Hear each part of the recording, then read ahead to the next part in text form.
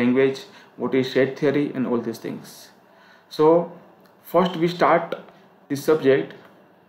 Subject is divided into 4 parts and grammar वो 4 part को divide करता है. तो grammar is divided into 4 parts. First is regular grammar, second is context free grammar, third is context sensitive grammar, and fourth is recursive enumerable grammar. So regular grammar accepted by regular language, context free grammar accepted by context free language, context sensitive grammar accepted by context sensitive language, and recursive enumerable grammar accepted by recursive enumerable language. And regular language solve कर सकते हैं हम finite automata से, CFL solve कर सकते हैं हम PDA से, फुल फॉर्म है पुश डाउन ऑटोमेटा. CSL को सोल्व कर सकते हैं LBA से, एंड REL को सोल्व कर सकते हैं हम ट्यूरिंग मशीन से. Okay, so first of all we will start finite automata. FA is divided into 2 parts, FA without output and FA with output. So FA without output also divided into 2 parts. First is DFA, second is NFA. And FA with output also divided into 2 parts, Moore machine and Mealy machine. So what is the full form of DFA? DFA it means deterministic finite automata, and NFA it means non-deterministic finite automata. So what is finite automata?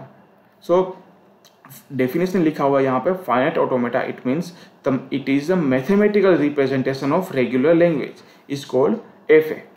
FA किसको बोलते हैं? FA is a mathematical representation of regular language. Okay, now DFA it means DFA is divided into 5 tuples. DFA के अंदर 5 tuple होते हैं. M is equal to Q, sigma, delta, Q0 and F. Q is equal to set of all states. Sigma equal to input alphabet. Delta equals to transition function.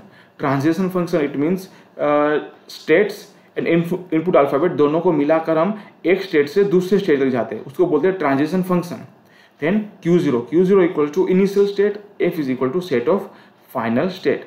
ये पांचों tuple मिलाकर हम एक DFA draw कर सकते हैं. ठीक है, if we know this 5 tuples we can easily draw deterministic finite automata. Okay, so ये 5 टपल का यूज कैसे करते हैं? तो first of all we use capital Q. ठीक है, तो what is capital Q? Capital Q it means we know what it is a set of states. ठीक है, तो we can use more than 1 state. It is not compulsory कि एक ही state होगा, मोर than 1 state हो सकते हैं. ठीक है, तो Q means suppose I am taking here 2 state, so this is Q0, this is Q1. तो कैपिटल Q कितने हुए? Capital Q equals to 2. Now sigma it means input alphabet. ठीक है, तो इनपुट अल्फाबेट कितने होंगे? So here I am taking input alphabet 2, A and B. Okay, input alphabet 2 है. Then transition function is delta it means we can write here Q into sigma tends to Q.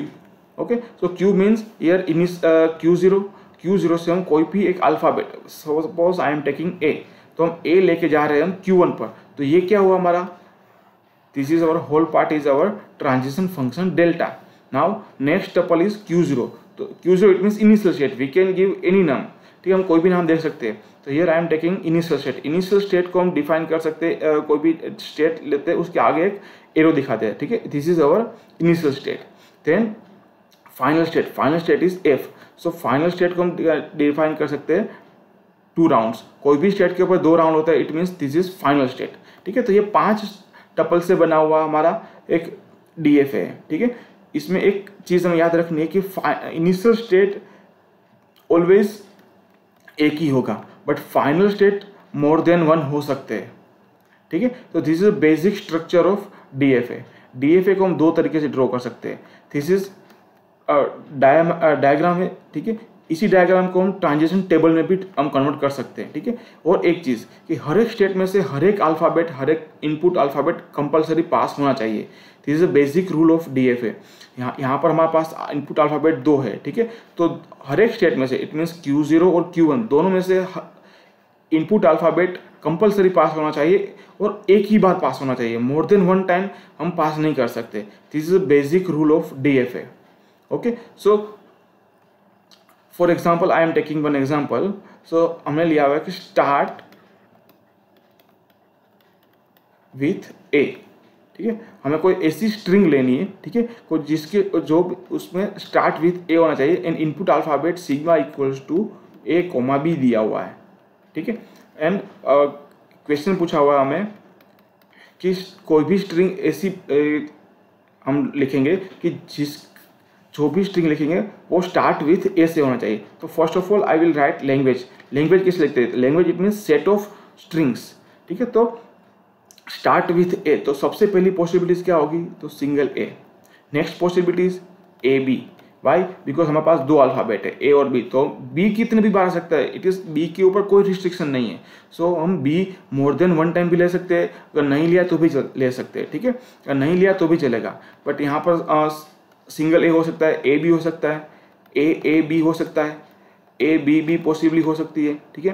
Then A B हो सकता है, ठीक है। इतने infinite हो सकते हैं, but single B it is not accepted by this condition, because हमने क्या बोला है कि start with A, always start A से ही होना चाहिए, तो हम सिंगल बी नहीं ले सकते, ठीक है। तो हमें अगर इसका DFA ड्रॉ करना हो तो हम कैसे ड्रॉ कर सकते हैं?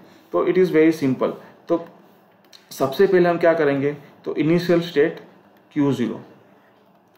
अब सिंपल क्या है कि हमें सिंगल ए चाहिए, तो I will take transition function Q0 से गए Q1 पर, ठीक है। इसको बना दिया हमने फाइनल स्टेट, तो सिंगल ए एक्सेप्ट हुआ, ठीक है। नाउ अब बी के ऊपर कोई रिस्ट्रिक्शन नहीं है, बट एक कंडीशन है कि बी स्टार्टिंग में कभी नहीं आ सकता, ठीक है। सो हम बी कहाँ पे ले सकते हैं?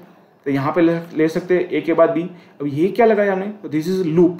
लूप का मतलब क्या है कि ये कितनी भी बार आ सकता है, अगर नहीं लिया तो भी चलेगा, अगर लेंगे तो भी हम एक्सेप्ट करेंगे, ठीक है। इट मीन्स इसकी कंडीशन क्या हुई? A then B. Now I want to accepted by A B, तो ए बी कैसे लिख सकते हैं? तो यहाँ पर हम क्या लिख सकते हैं? ए इस तरीके से, इसका मतलब क्या हुआ? या तो फिर ए या तो फिर बी, बट दोनों एक साथ नहीं आ सकते। एक ही बार एक ही, जब एक लूप घूमेगा तब एक ही अल्फाबेट हम यूज करेंगे, ठीक है। Suppose I want to need A भी एक्सेप्ट होगा, तो I will take this A then this A, ठीक है। ए हुआ। Suppose I want to need A B, so single A, this time I will take B. Suppose I want to need A B, so I will take single A B again B. Loop का मतलब क्या? वो कितनी भी बार घूम सकता है, ठीक है। तो this is A B. I want to need A B A, suppose मुझे ए बी ए चाहिए, तो I will take single A then B then again A. कोई भी स्ट्रिंग खत्म कब होगी, कब वो एक्सेप्ट होगी? जब हम फाइनल स्टेट तक पहुंचेंगे तब। लास्ट एलिमेंट अगर फाइनल स्टेट तक पहुंचेगा तब हम बोल सकते हैं कि ये स्ट्रिंग एक्सेप्टेबल है, ठीक है। यहाँ पर हमने जो भी स्ट्रिंग लिखी हुई है वो हर एक स्ट्रिंग फाइनल स्टेट तक खत्म हो रही है, ठीक है। तो उसको बोलते हैं हम एक्सेप्टेड स्ट्रिंग, ठीक है। तब हमने पहले बोला था कि हर एक अल्फाबेट में से हर एक इनपुट स्टेट में से हर एक अल्फाबेट कंपलसरी पास होना चाहिए, ठीक है। तो यहाँ पर Q0 में से ए पास हो रहा है, ठीक है, बट Q1 में से ए और बी दोनों पास हो रहे हैं, बट Q0 में से बी पास नहीं हो रहा है, ठीक है। तो हम क्या कर सकते हैं? अब और कोई पॉसिबिलिटी ऐसी बची नहीं है कि इसमें एक्सेप्ट ना हो, ठीक है। सो हम बी को ले रहे हैं, एक नया स्टेट ले रहे हैं, दिस इज Q2। अब Q2 एक नया स्टेट लिया, ठीक है। अब Q2 is our dead state. Why I am saying this state is dead state? Because कि डेड स्टेट किसको बोलते हैं? कि जो स्टेट से हम फाइनल स्टेट तक नहीं पहुंच पाते, तो उसको बोलते हैं हम डेड स्टेट, ठीक है। तो ये क्या हुआ? Q2 हमारा डेड स्टेट, क्योंकि Q2 से हम Q1 तक नहीं पहुंचते, ठीक है। अब Q2 भी डेड स्टेट है, तो यहाँ पर भी हम लूप लगा दिया a, b का, ठीक है। तो इट मीन्स Q2 क्या हुआ? हमारा डेड स्टेट हुआ, क्यों? Q2 से हम ना ही Q1 पे पहुंच रहे और ना ही कोई और स्टेट पे जा रहे हैं, ठीक है। तो ये क्या हुआ? डेड स्टेट हुआ, ठीक है। क्लियर? डेड स्टेट का कंसेप्ट, ठीक है। तो अगर हमने ये ट्रांजिशन फंक्शन, ठीक है, ये ड्रॉ किया हुआ है, ठीक है, ट्रांजिशन डायग्राम हमने बनाया हुआ है, ठीक है। तो इसके ऊपर से हम ट्रांजिशन टेबल कैसे लिख सकते हैं, ठीक है। तो ट्रांजिशन टेबल के हम यहाँ पे क्या लिखेंगे? हमारे पास सबसे पहले यहाँ पर इनपुट अल्फाबेट ए और बी, स्मॉल ए स्मॉल बी, ठीक है। Initial state Q0 and this is our Q1 initial state and this is final state, star mark, it means this is final state, ठीक है। नाउ Q0 से हम A लेके कहाँ पे जा रहे हैं? Q1 पर। नाउ Q1 से हम A लेके कहाँ पे जा रहे हैं? Q1 पर। तो यहाँ पे Q1 से B लेके कहाँ पे जा रहे हैं? Q1 पर। एंड Q0 से B लेके जा रहे हैं हम Q2 पर। नाउ Q2, सो Q2 से हम A लेके कहाँ पे जा रहे हैं हम, Q2, एंड Q2 से B लेके कहाँ पे जा रहे हैं हम, Q2. So this is called transition function and this is transition diagram. Okay, so this is our DFA. This is our simple DFA.